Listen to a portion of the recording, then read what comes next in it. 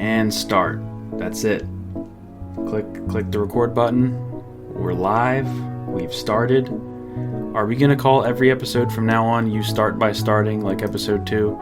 Because you really do start by starting. That's from the wise... Those are the wise words of Betty Carter, and I mentioned that on the last episode, and I'm not going to mention it anymore. And that's it. Oscar Guy here. How's it going, y'all? Welcome to the Oscar Guy Here podcast. Episode 3. Thanks for listening. Thanks for checking in. Man, do we have a lot to cover today. We got a lot. A lot happened since September the 12th. Today is now, it's September the 19th. And G. Wilkers did a lot of things happen. So TIFF is done. TIFF happened. The winners were announced. And, yeah, I got something to say about that. We'll get there when we get there, but wow. Yeah. We'll get there when we get there. That's all I'll say right now. But we'll be talking about the TIFF winners. TIFF meaning the Toronto International Film Festival. To the layman. I know we have some laymans listening in to this podcast, which there's nothing wrong with that. I know. I try to keep everyone informed, whether you're a cinephile or not, whether you're a follower of the award season or not. If you're subscribed to me, then you probably are. And if not, then you probably listen anyway. And I appreciate either of those types of people. But anyway, what the hell am I saying? So TIFF winners, and some, general news in the awards race, and reactions from films that are coming out, trailers that are coming out, and films that I've watched, and that's where we'll start.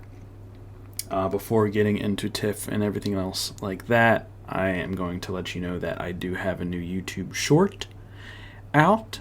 It is episode 3 of my Operation Watchlist series, where I press a button on my website that tells me what to watch. It picks a random movie from my watch list, and I watch it. And I do a little YouTube short where I do it in real time, and I start recording when the credits roll, and I give you guys my brief thoughts.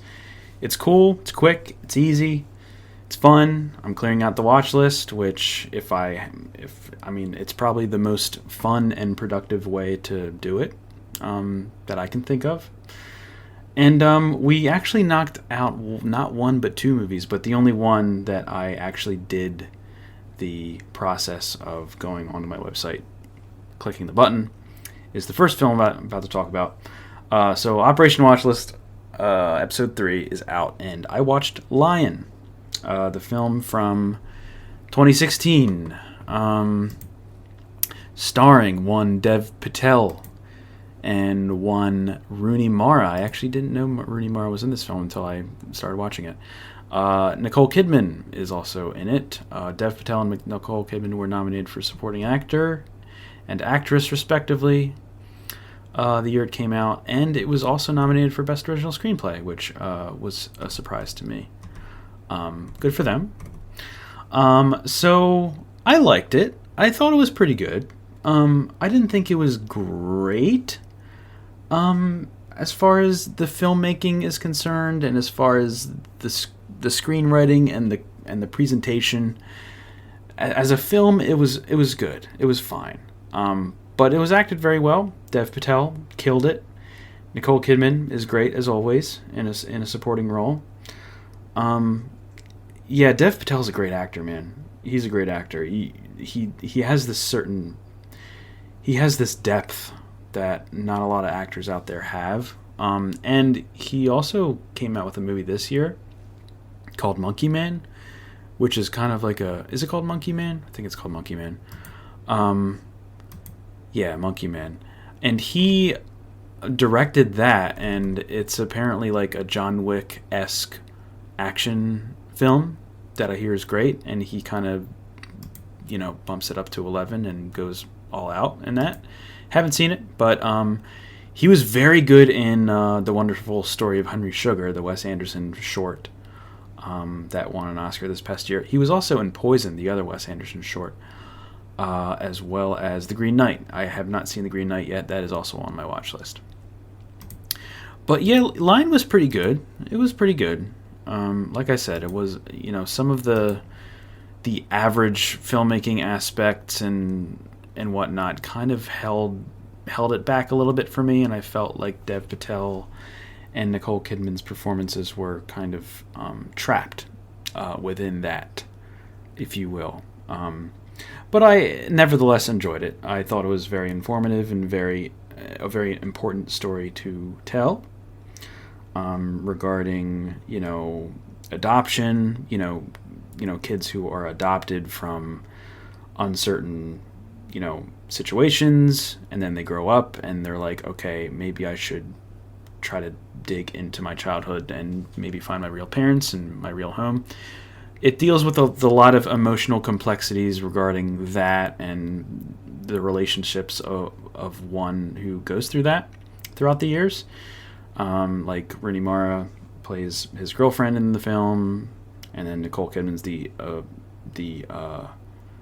surrogate mother who adopts him at a very young age. So it was interesting. I just felt that it was missing some things, but I nevertheless enjoyed it. And then I think a day or two later, I was catching up on videos from my boy Carson Runquist. Shout out to Carson Runquist, who is on YouTube. He's one of my favorite film adjacent YouTubers out there. I think he was the most followed Letterboxd account at some point until I guess Martin Scorsese joined Letterboxd or somebody. I don't remember, but shout out to Carson. I don't know him. I would love to meet him one day. He's a great dude. Seems like a great dude. But I was watching his video. He did a video where he talks about his favorite film from every year that he's been alive. He was born in 1997. So from 1997 till 2023, he talks about each year, like every, you know what I mean. He picks a film from each year he's been alive. He picks his favorite one and like a runner-up as well. And his favorite film from 2017 was First Reformed, written and directed by Paul Schrader, the great Paul Schrader, writer of Taxi Driver and among other things, starring Ethan Hawke. And it's one of his favorite films of all time. He absolutely loves it. And it's been on my watch list for a very long time. This is an A24 film, thriller, 4:3 adjacent aspect ratio, looks very artistic, looks very captivating. And I was watching his video, and after I got done watching his video, I was like, you know what? I'm going to watch First Reformed. I got nothing else going on tonight. I'm just going to put it on. So I rented it, and I watched First Reformed. And man, holy crap. It completely stopped me dead in my tracks. That film. Stunning. Absolutely stunning. Absolutely haunting. Disturbing. But also has underlying dark humor. Mostly through visual language. Because the way it is shot, the way Paul Schrader shot this movie is not unlike Yasujiro.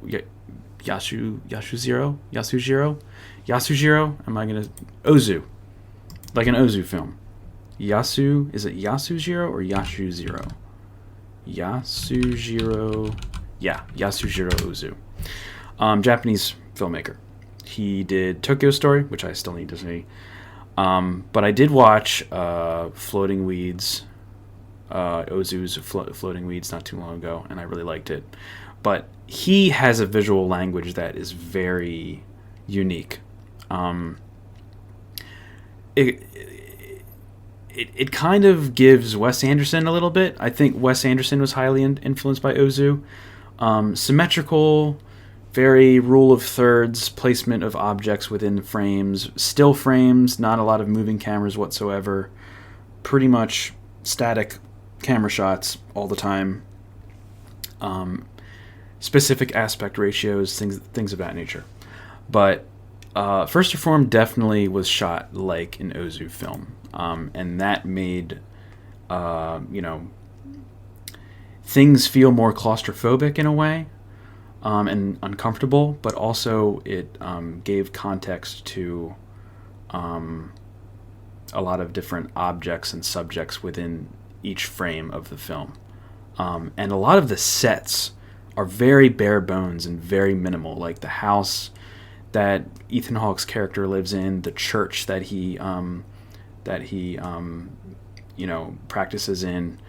Very bare bones, very little furniture, straight edges. Like, it's very minimalist, this film, in the way it looks. And he uses that visual language to his advantage, not only to make the viewer uncomfortable, but to bring kind of this dark humor, to the surface, or underneath the surface, rather, depending on how you look at it. I don't know. But man, this movie was wild. Very evocative and cerebral. Just bone-chilling. Absolutely bone-chilling. The ending really stuck with me. It is one of those cut straight to black endings where your jaw is on the floor and you don't know what to think. And it's very up to interpretation, the entire film and the ending. And it's crazy. It's essentially about this priest who he's got trauma. He's got some trauma that he's dealing with, so he, drinks a lot, and he has a sickness that he's not really getting checked out for, and he's kind of, keeping that all inside and kind of presenting this facade that he's a priest that has everything together, and he, people go to him for help, but it's really him who needs all the help in the world. So he's wrestling with a lot of demons, despite being a priest. And this younger guy, who is a radical environmentalist, he talks to him, and he's kind of is asking for his help and prayer and everything like that. And then something happens, and I'm not going to reveal it, but it kind of makes things a little bit more complex and complicated. And Ethan Hawke's character kind of wrestles with his faith, and he kind of starts to lose it a little bit. And I think that's all. I think that's where I'm going to stop talking about it. I highly recommend this film. I want to watch it again. As tough of a watch as it is very disturbing. I do want to watch it again to pick it apart some more. I loved it. I thought it was fantastic. So, Paul Schrader, shout out to Paul Schrader. I gotta watch some more of his films. Also, this film is basically Taxi Driver. If you ever seen Taxi Driver, this is pretty much Taxi Driver. If Travis Bickle was a priest instead of a taxi driver in New York City. There's a lot of parallels there. So that sets things up for you if people want to dive into this thing. Really loved it. It's I haven't really stopped thinking about it since I think I watched it Monday. It's Thursday now, so it's been a few days, and it's still in my mind. Really great. So that's everything I've watched since last podcast. Those are the only things I've watched. I would like to get maybe another Operation Watchlist episode out this coming week, maybe early next week, something like that, perhaps. I do have plans this weekend and plans next weekend, so going to be kind of slammed with personal stuff for a little bit, but that's what I've watched so far. And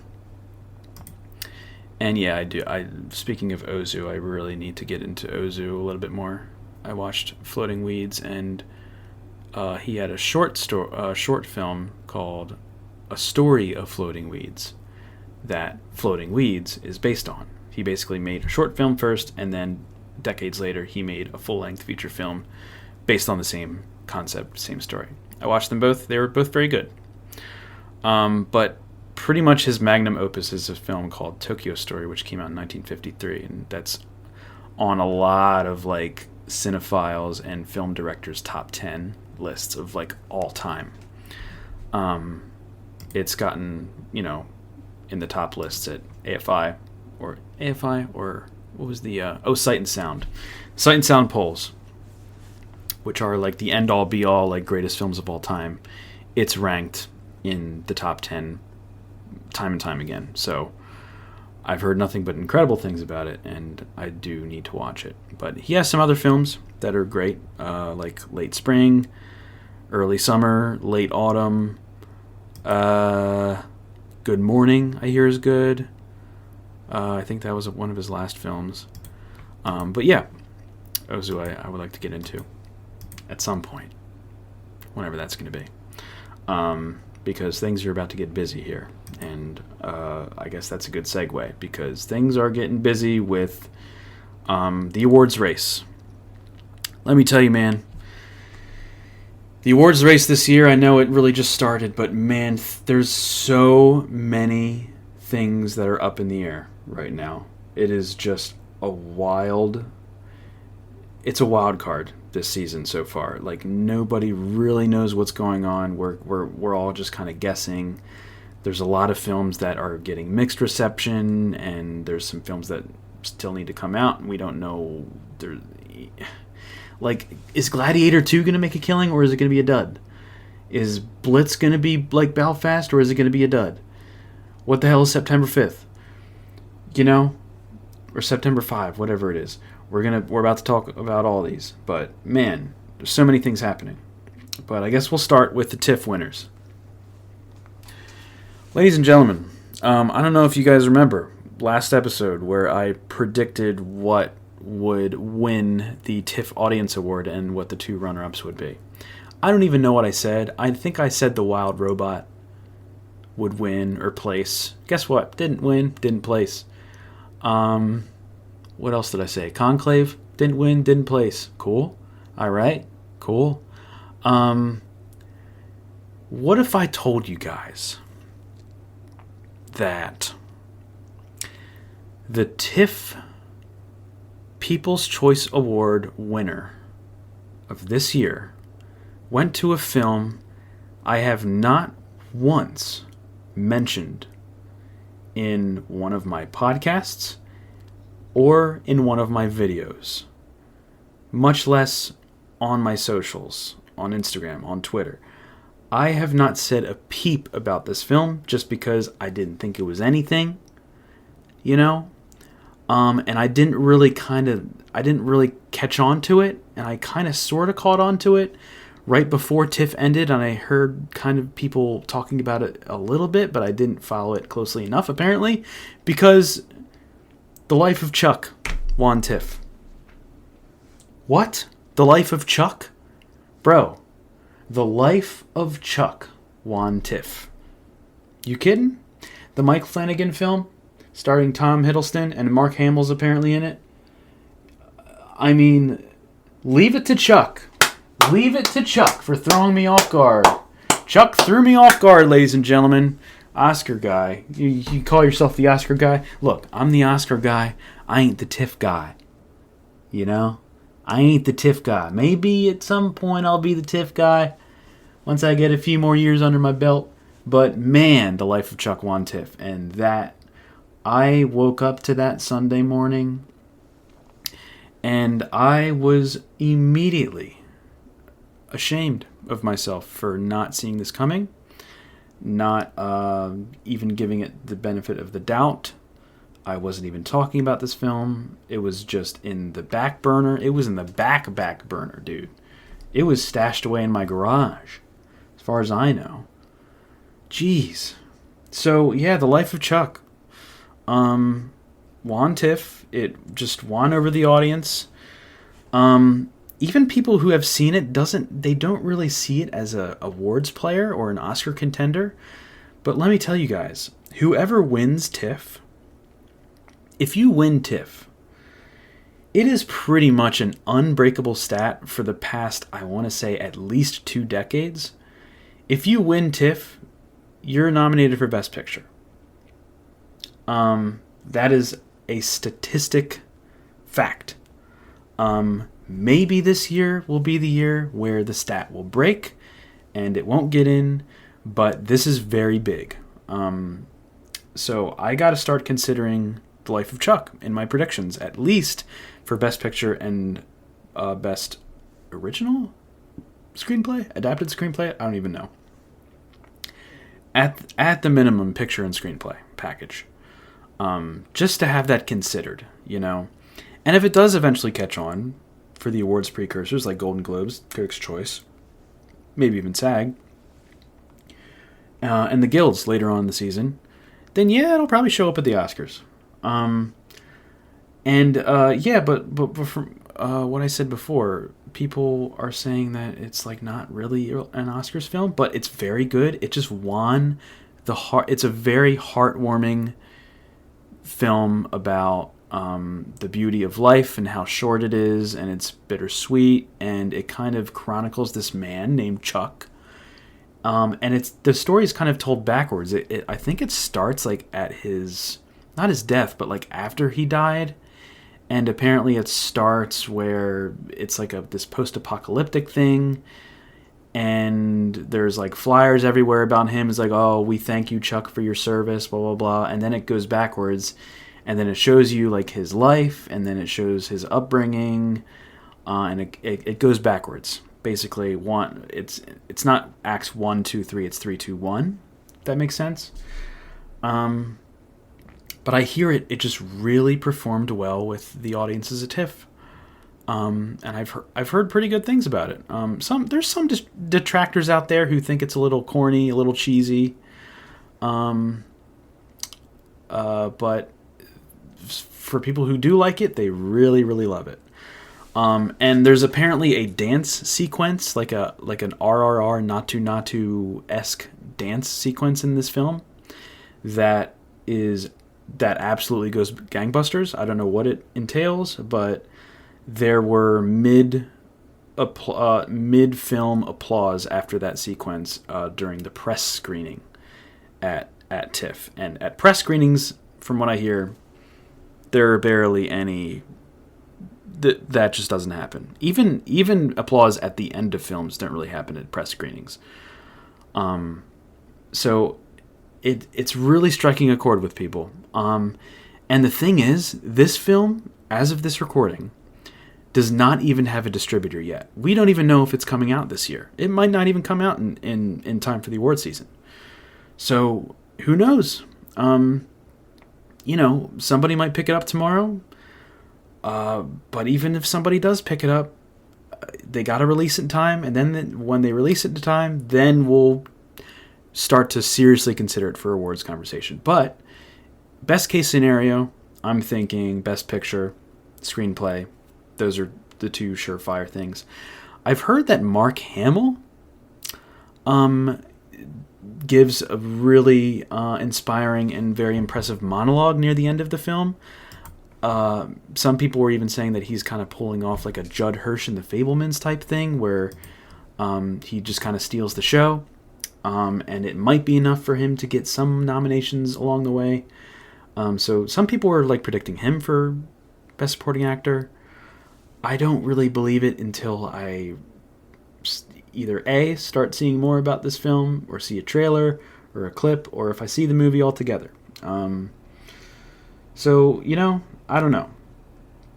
But like I said, picture, screenplay, surefire things. Maybe, I don't think it really has a shot in Tex. I don't know. But man, I just want to say I apologize for not seeing this coming. I can't believe it. The Life of Chuck. The Life of Chuck. Chuck caught me off guard, folks.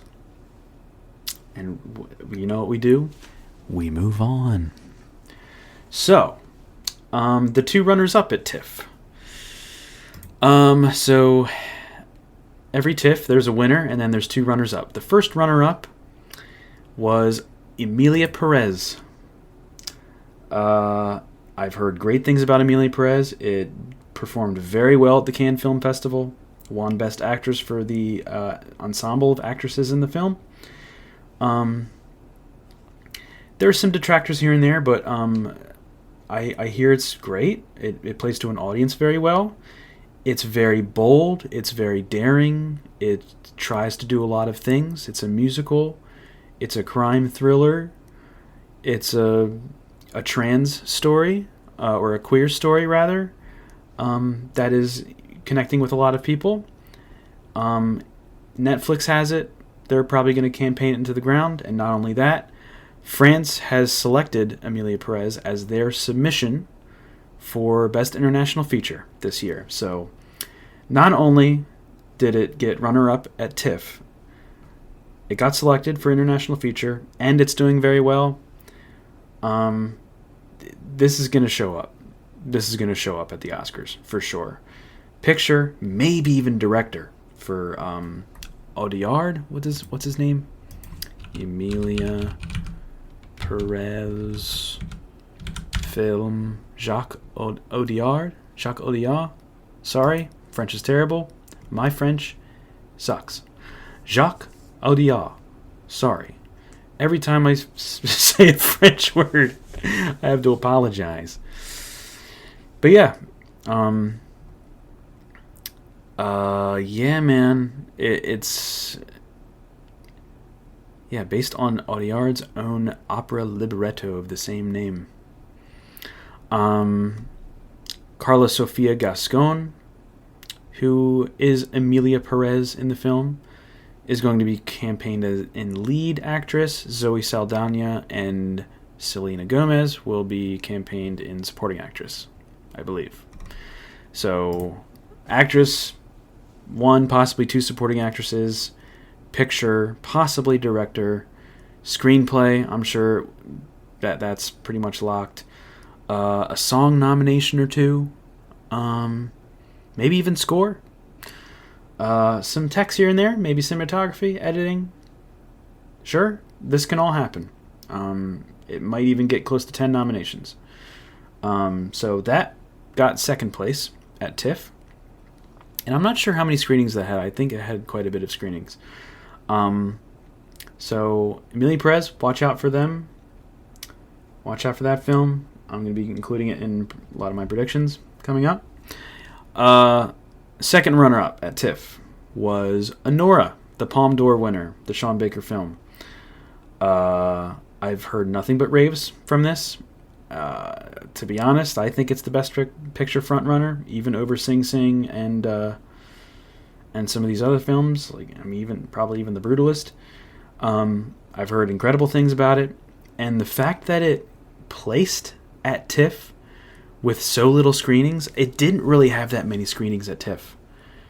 There were maybe they added some screenings, but from what I remember, the screenings were definitely in the lower end of the single digits, maybe 5, 6 at the very most, which is pretty low for screenings at TIFF, and yet it's still placed, just based on how good it is, how much people like it, the word of mouth, its reputation. It's cooking. Anora is cooking, as the kids are saying these days.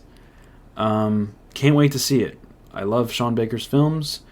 This is apparently his best so far, and it placed, and it is absolutely showing up at the Oscars.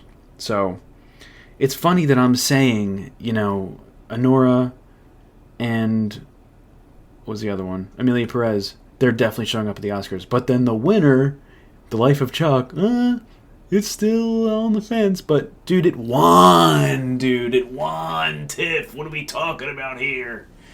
You see what I mean? Some of these developments are really messing me up, man. Crazy. TIFF, man, I woke up Sunday morning to all this news, and I was like, man, I got some work to do, man. So, yeah, there you go. That's what won TIFF, ladies and gentlemen. And TIFF is gone, done, absolutely done. And the next major festival that is about to occur is NIFF, the New York Film Festival, and that starts, I think, in maybe a week or two. And Blitz will be showing there, Steve McQueen's Blitz. That is being premiered at the London Film Festival, I believe, but it is, I believe, the closing night film at NIFF this year. And while we're at it, a trailer dropped for Blitz, I think either yesterday or today. I think it dropped today, actually. And it looks pretty good. Saoirse Ronan's in it. Production-wise, it looks very impressive. A lot of action set pieces, a lot of really impressive costume work. It looks pretty good. I mean, the trailer, I don't think is doing the movie justice, maybe, because the trailer is just kind of this run-of-the-mill. It's pretty much every trailer you've ever seen. But I don't know. Some people seem to think that this is still like a lock for Best Picture. I can't really say anything until I see more of this. Until I see either clips or another trailer or reactions. We're not going to know any reactions until at least next month, unless people get to see it early at NIFF. But no, it's the closing night film, so that doesn't make any sense. So yeah, I need more. I need a little bit more to be completely convinced. But from what it looks like, the production looks pretty impressive. So it could be it could definitely show up in techs, in production design, particularly costume design. I think definitely production design, costume design, maybe cinematography, editing, and maybe it could sneak into screenplay and picture, and maybe that'll be that, and maybe Saoirse Ronan can get into supporting actress. I think she's going to be campaign and supporting and not lead, but we'll see. She didn't really do anything in the trailer that really sold me. But, she's been nominated many times before, so, I don't know. I still need to see more. This might be a big year for her, between this and The Outrun, which I hear she's fantastic in. That's going to be her lead campaign push for this award season. But yeah, the Blitz trailer looked good to me. Like I said, I need to see a little bit more for me to be completely over the moon for it. Steve McQueen is directing it, and he is a wonderful director. Sure, maybe I should give him the benefit of the doubt, but again, gotta see more. So yeah, Blitz is premiering at NIFF. So that is going to be the next major film festival. And once that starts wrapping up, then we're kind of getting into the nitty-gritty, into the mid-award season, where a lot of these films are starting to come out in limited and wide release, which means I'm going to start seeing some of these films, and that's really where things are going to get really kicked off. So can't wait for that. A couple other things. Couple of other orders of business here. The Room Next Door, the Golden Lion, the surprise Golden Lion winner at the Venice Film Festival. It was announced that both Tilda Swinton and Julianne Moore are going to be campaigned in lead actress. Quite a choice that they made. Really making this lead actress category packed to the brim. So from what I've heard, if one of them can get in, I'm hearing that Tilda Swinton has a better shot based on her performance and her presence in the film. Julianne Moore is definitely more of a maybe. Kind of reminds me of the Kids Are All Right situation where Annette Bening was nominated and not Julianne Moore, because perhaps they were both nominated, or both campaigned in lead, rather. So maybe that could happen again. Or maybe they can both miss, where, the film is just not going to perform. And I've heard rumblings about The Room Next Door, where it's at least a serviceable film. Some people really love it, but it's definitely not much of an Oscars player.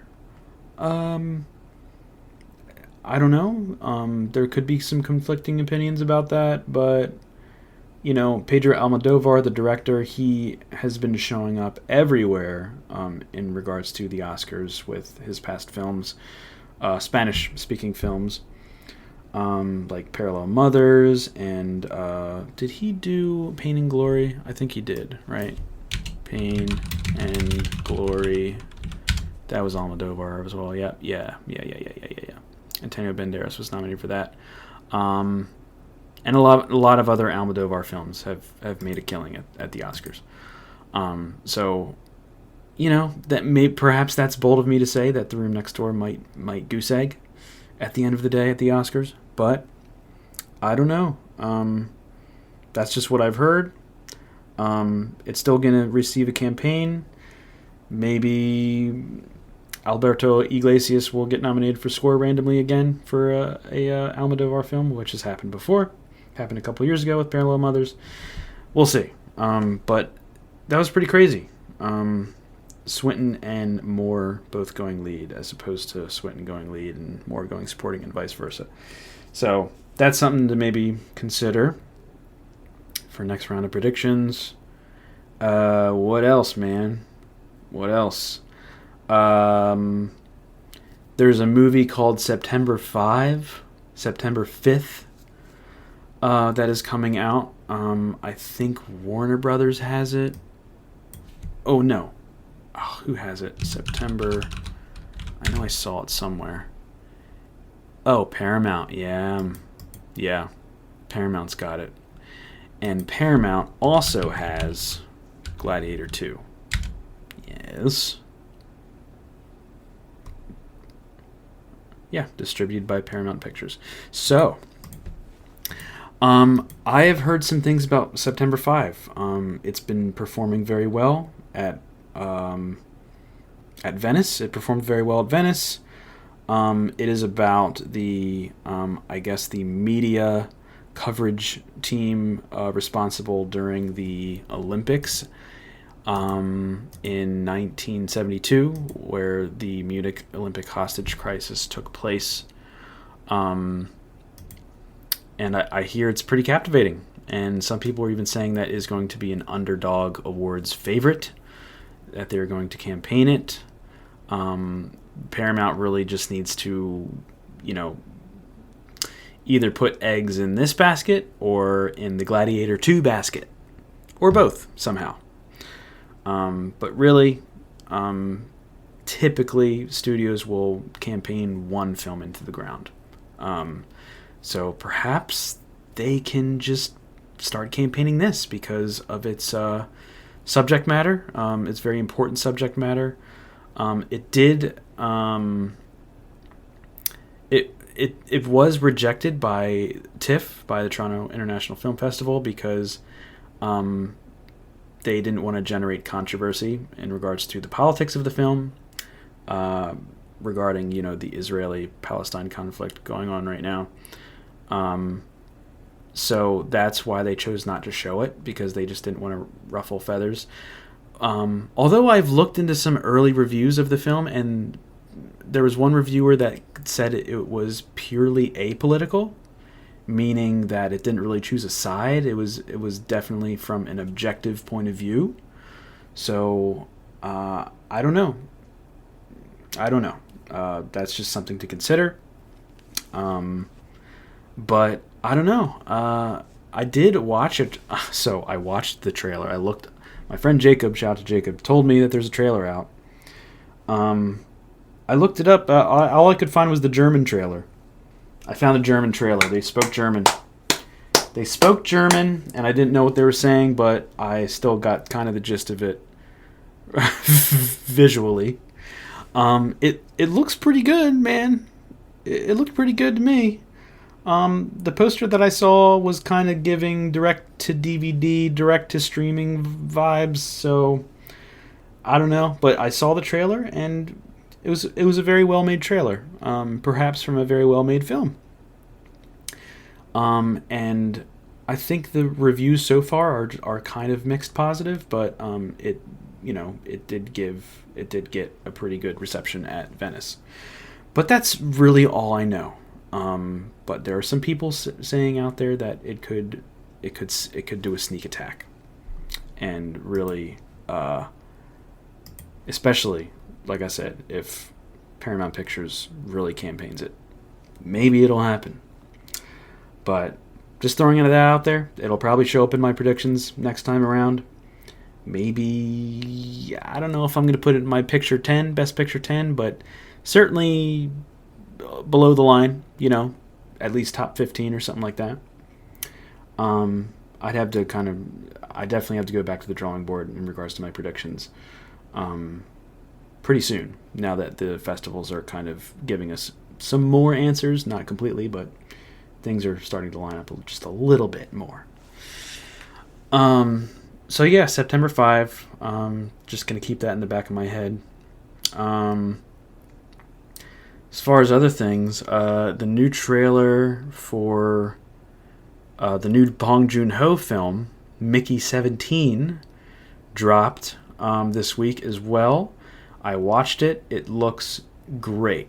It's kind of like a romp, like a sci-fi space romp, kind of like a sci-fi dark comedy about this guy who keeps getting killed and brought back to life again, like as if he's like an android. Hence the title of the film. His name is Mickey 17. Like they're on the 17th iteration of this guy. Production-wise, it looks fantastic. Craft-wise, it looks great. We all trust Bong Joon-ho, one of the best filmmakers in the world, for my money. And then, of course, Robert Pattinson as the titular Mickey, who, man, if you've seen the trailer, dude, this guy's range is insane. Like, completely erase the Robert Pattinson from Twilight from your memory. This guy is honestly probably one of the best and most versatile actors we have working today. Like, what an unbelievable talent this guy is. Just at the baseline, just his vocal register, like his vocal flexibility is absolutely unmatched. Like, you can see him in Good Time, or you could see him in The Lighthouse, or you could hear him in The Boy and the Heron, and you could hear him in this trailer. It's four completely different voices altogether, let alone physical acting. Unbelievable. I mean, he first speaks in this trailer, and I was like, wait, that's not Rob Pattinson, is it? And it is, bro. He's kind of doing this, like, kind of silly little creep guy twerp character who keeps getting killed. Oh man, woe is me. Like, kind of like that, but much better, obviously. Yeah, I was like, dude, Rob Pattinson, holy crap. And if you've seen the English dub of Boy and the Heron, he plays the gray heron in the film, and Jesus. That's all I gotta say. He's a fantastic actor. So yeah, needless to say, I'm very stoked for Mickey 17. It is coming out in January, I think like January 25th or something like that. I don't think it's gonna make the awards push. I don't think it'll maybe even perform at the Oscars at all. Much less this year or next year. I doubt it. But in any case, I'm very excited for it. I think it's even going to be in IMAX. So it's been on. It was apparently, if I look this up, it was the subject of some controversy recently because Bong Joon-ho was trying to ensure that his cut of the film was going to be the one that's released. I think there were they tried to cut some things, and they tried to patch things up or rewrite it or reshoot it or something like that. And Bong Joon-ho was like, no, this is my film. Trust me. Like, do y'all know what Bong Joon-ho did in 2019? Do you know he achieved some insane things. We should trust the man. The man, his last film won 4 Oscars, including Best Picture. Look, that's it, man. That's all you need. So, yeah, Naomi Aki's in it. Stephen Yeun is in it. Toni Collette, Mark Ruffalo. What a cast, man. What a cast. Warner Brothers has it. Budget, $150 million. That's big. It's a big budget. Is it going to make its money? I don't know. I hope so. I doubt it. But it's got to be marketed very well. It needs to be marketed very well in order to make back any kind of money like that these days. So yeah, this film has been in post-production for a while, and it was kind of put on hold. I think it was, originally scheduled to be theatrically released in March 29th, 2024. So it was supposed to come out in March, this past March. But then the strikes happened, and that changed things. That delayed it indefinitely. But now it's coming out January 28th. No, January 31st. 28th in South Korea, 31st in the United States. So we gotta wait a little bit, but cinematography is by Darius Kanji. Nice.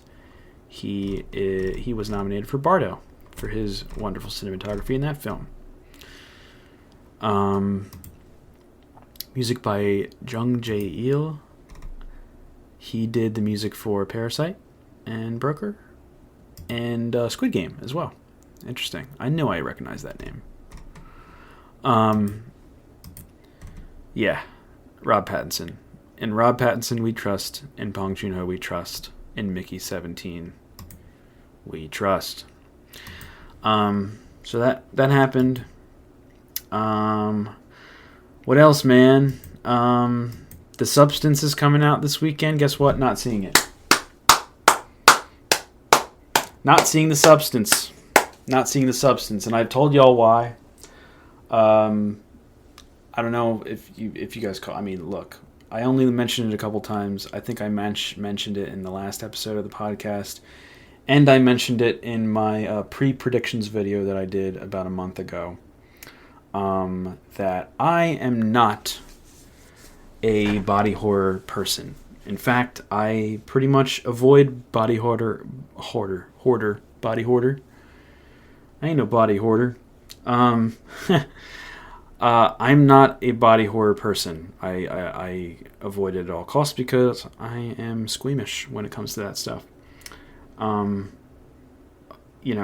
Do I need to explain myself every time I say I'm not seeing The Substance? I'm just gonna say I've almost fainted at films before, and from what I've heard about The Substance, this is going to make me faint 5 times over. So I will not be seeing this film, and it's a shame because I've been hearing nothing but absolute raves about this film. It's apparently the most batshit insane, best, greatest body horror film of all time, ever. People are really hyping it up. It's kind of trending right now on Twitter, now that it's coming out this weekend. People are saying nothing but incredible things about it. So it's a shame that I'm not going to be seeing it, but not really, because I don't want to subject myself to that absurdity. This bodily absurdity. Yeah. I'm not all about that bodily absurdity, folks. Can't do it. But I mean, I just wanted to mention that the Substance reactions are through the roof, from what I'm hearing. I hear the direction is incredible. It looks fantastic. The cinematography and editing is very creative. The vision is great. The concepts are definitely worth bringing to fruition, you know. Very well directed. Did I already say that? I guess. Demi Moore, I hear, is fantastic in a comeback role. Dennis Quaid, Margaret Qualley. I hear it's incredible. So, to those of you who will be seeing it, I commend you. I'm happy for you. I enjoy yourselves is all I'll say. Enjoy yourselves with that one, because I'm going to be staying far away and taking y'all's word for it. So, fast forward, to February and March, where I'm making my final predictions, and people in the YouTube comments are going to be seeing, how can you say the substance going to win or going to lose if you haven't even seen it? I'm going to tell them to go listen to this podcast, man. Because I already done explained myself. You know what I'm saying? Not gonna watch it. So, that being said, speaking of predictions, I might be predicting this to win makeup, because the practical effects and prosthetics and makeup work in this film, I hear, is probably the most impressive aspect of this film. That's saying a lot, because there's a lot of very impressive aspects of this film from what I've heard. If it gets shortlisted for makeup and hair, I think it's going to win. I don't really see any other film that's going to compete against it or beat it in any way, shape, or form. And that is even including Dune Part 2. That is even including Gladiator 2. It's got potential. It's got potential. And even with these reactions, I'm almost tempted to say that it probably even has some above the line potential as well.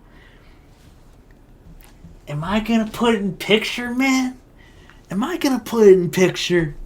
Are we gonna start putting the substance in picture?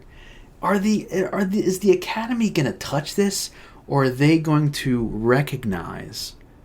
Y'all better recognize the craft. That this film is something different, man. It's groundbreaking. It's saying something. Will they see the meaning and the power in this film? Perhaps, but I don't know. It's the Academy after all. They got their tastes, they got their biases. I don't know, man. It might be wishful thinking to think that this will get any above the line stuff, but I don't know. This hype seems legit. This hype seems pretty legitimate.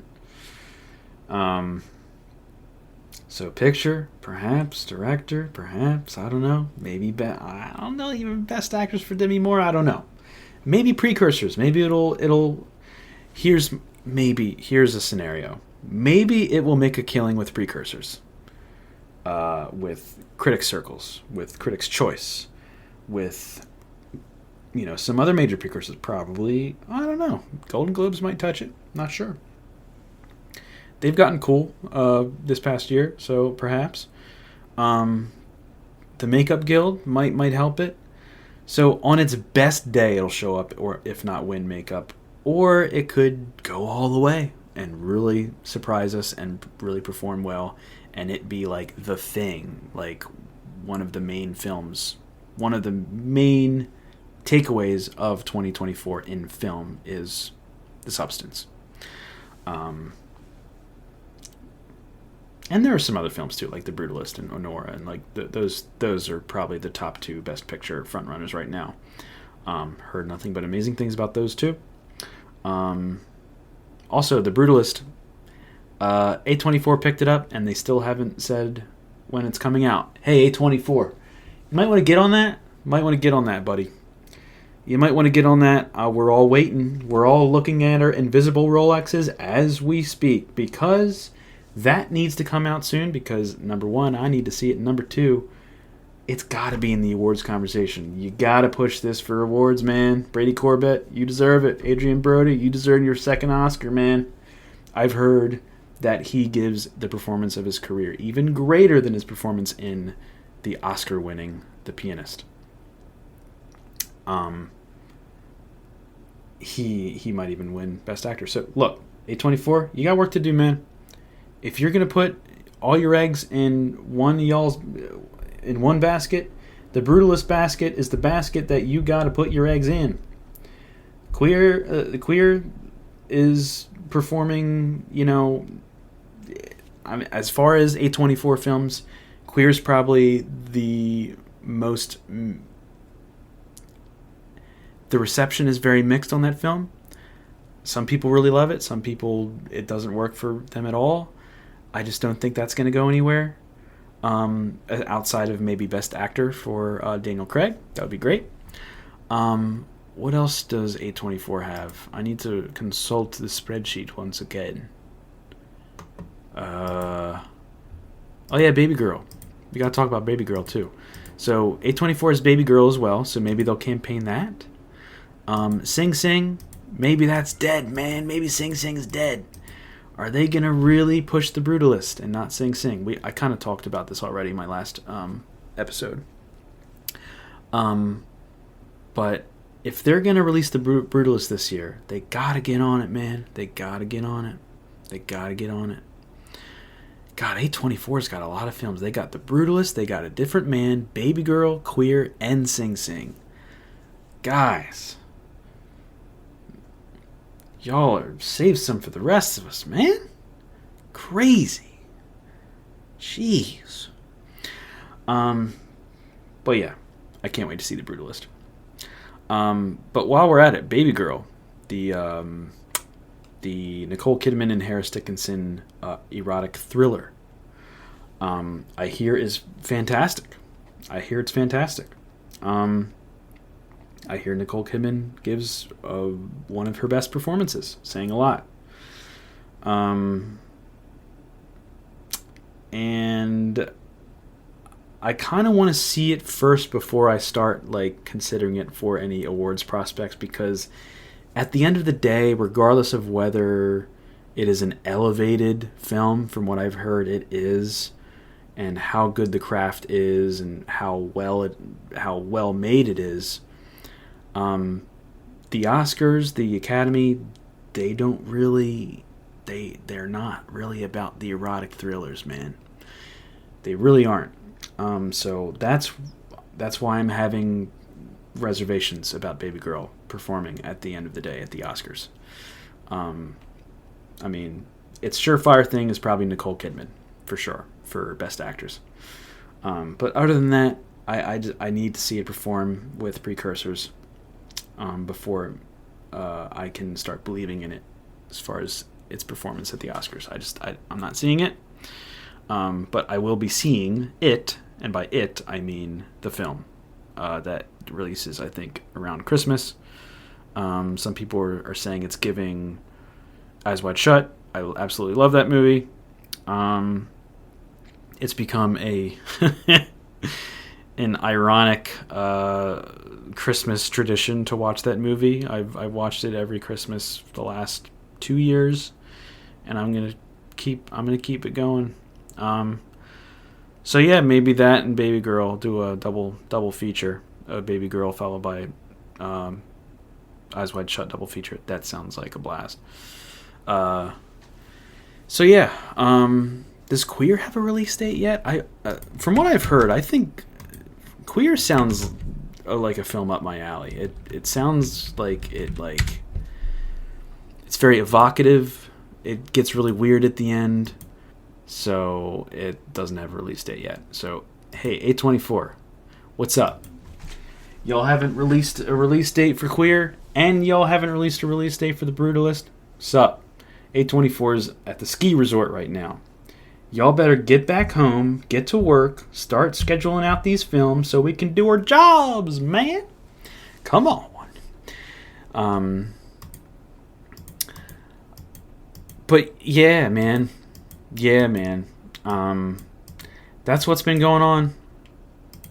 That's what's been going on in the world of film and the awards race so far. So, there will probably be more developments by the next time I do a podcast. So I'll have more to talk about, but I think that's all I'm going to talk about. We've covered a lot. And, next order of business, I guess, I don't know. It might be kind of a lighter week, unless, some of these announcements, new trailers drop, or some of these release date announcements start happening. Looking at you, A24. So, yeah, man. I would like to do another episode next week, around the same time, around the same day. I am going to be cutting it close because I am going to be going out of town a week from tonight, and we'll be out of town all weekend. So I'm not sure if I'm going to be getting a podcast out in time before then. So I might have to take a week off, meaning I will return for a new episode at the beginning of October.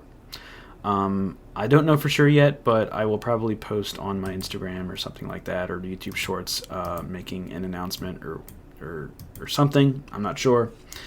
But yeah, that's what's going on. But in any case, thanks guys for listening. Thanks guys for listening to me babble on about all this. I hope y'all care. At least some of y'all probably care out there, or just some of y'all maybe just like hearing the sound of my voice or what. I don't know, man. But in any case, thank you for listening anyway. I really appreciate you guys. Please spread the word. Share this with your friends. Share my YouTube channel with your friends. My podcast. I'm trying to get myself out there because I want to get some of the subscribe and follower numbers up, man. That's going to be an initiative of mine this year for sure, because I've been kind of in a stagnant pattern, which, I like to see some growth, slow but steady is fine, but, I like to get myself out there a little bit more. So it would be much appreciated if you guys would help me in doing so. I would love you for it. I love you anyway. So yeah, that's going to be it for me, folks. I'll catch you on the flip. Have a good one. Have a good night. Have a good dinner. Have a good night's sleep. Have a good whatever. Till next time, folks. Oscar Guy is out.